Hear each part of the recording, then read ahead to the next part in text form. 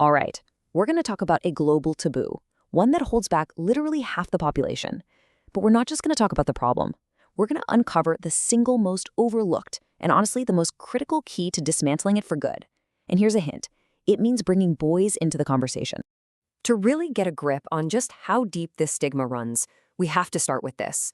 Well, this totally bizarre and illogical fear that affects pretty much everyone, whether they realize it or not. So, let me just ask you something directly. Picture this. You ask the average adult to have a really detailed, candid conversation about one of two topics. Which one do you think makes them squirm more? Okay, so on one hand, we have sexually transmitted diseases. Yeah, definitely a tough conversation. And on the other hand, menstruation. You know, a totally normal biological function that half the planet experiences every single month. The answer, and this is according to global research, is menstruation. Just let that sink in for a second. People are literally more uncomfortable talking about a routine biological process than they are discussing STDs. This shows a taboo so deeply wired into us that it completely overrides any kind of logic. So you gotta wonder, right? How does a fear this illogical even start? Well, a fascinating case study from a school in Nigeria perfectly illustrates this huge disconnect between what boys know and what they've been taught to believe. Okay, get this. Researchers surveyed 121 teenage boys and found that a mind-blowing 97.5% of them knew the correct age range for a girl's first period.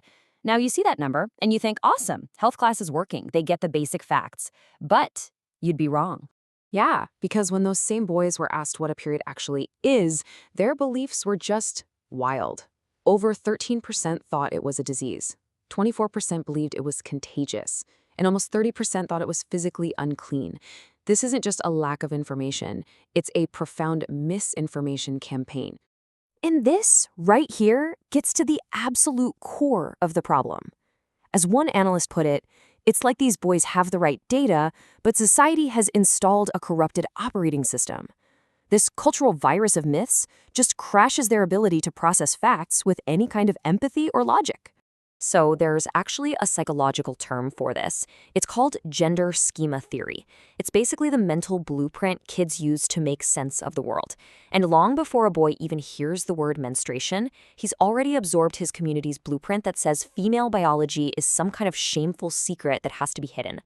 But here's the part of that study that gives me so much hope. Despite all the myths and stigma, when researchers asked the boys if they simply wanted to learn more, almost 80% of them said yes. You see? The door is wide open. They aren't rejecting knowledge. They've just never been offered it in a clear, normalized way. And this massive information gap, it has severe, real-world consequences for girls everywhere.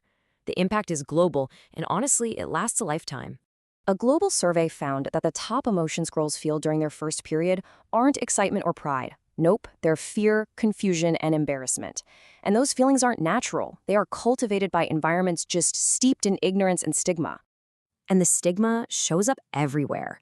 In some parts of Nepal, it's as extreme as Chowpatty, where women are literally banished to livestock sheds. But then, in a Western corporate office, it's a woman smuggling a tampon up her sleeve like it's illegal contraband. The symptoms look totally different, but the root cause is identical, a profound lack of normalization. Which brings us right back to the central mission here. If the stigma is built on these learned attitudes, you simply cannot dismantle it without changing them. You have to stop the problem at its source. So check out what the Pinkish Foundation did at a school in Ahmedabad. They ran a menstrual hygiene camp, but they did one radically simple thing. They invited the boys. Instead of whispering to girls in a separate room, which only reinforces the secrecy, they brought the boys in, showed them the products, and answered their questions. They demystified the entire process. But here's the thing. It's not just about getting the information to boys. It's also about who delivers that information. This highlights a really powerful phenomenon known as the male messenger effect. Thorsten Kiffer, the founder of Menstrual Hygiene Day, tells this story about speaking to a room full of male millionaire bankers. A woman later told him that if she had given the exact same speech, they would have just tuned out and dismissed it as a women's issue. But because a man was delivering the message, they were forced to listen. A male voice can short-circuit that established gender schema that allows men to dismiss this as just women's business. Okay, so if we know we need to have this conversation, how do we actually do it? Well, here's a practical playbook with clear, actionable steps for educating the boys in your life. First and most important rule, use the real words. Call it a period. Call it menstruation. When we use euphemisms like Aunt Flo, we're subconsciously signaling that the real word is too shameful to say out loud. Using clinical terms just normalizes it as a standard biological function. And you don't need to do one big, heavy lecture. Think of it more like building a house.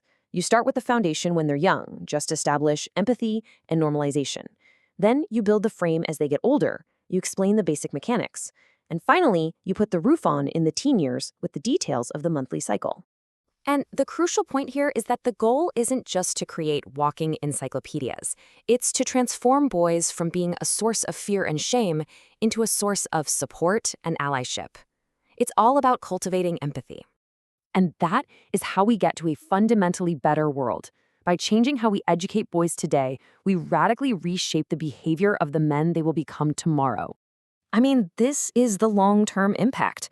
A boy who understands becomes a brother who doesn't mock his sister for resting. He becomes a husband who helps out when his partner has cramps. He becomes a manager who approves sick leave without judgment. This is how you change the entire social fabric. Which leaves us with one final, fascinating question to think about. Think about everything from corporate policies to public architecture to healthcare systems. How different would our world be if it were designed and run by men who never once learned that menstruation was something to be ashamed of? That's the world we have the power to build.